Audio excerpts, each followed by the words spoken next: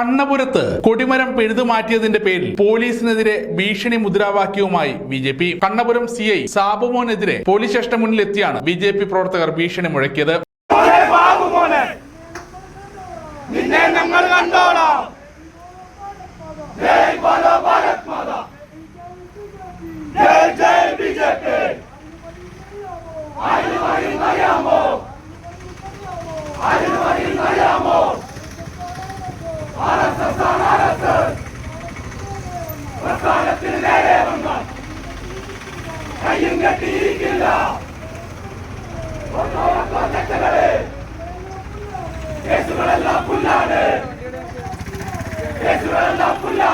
Police നശിപ്പിച്ച കൊടിമരം BJP. പുനഃസ്ഥാപിച്ചു.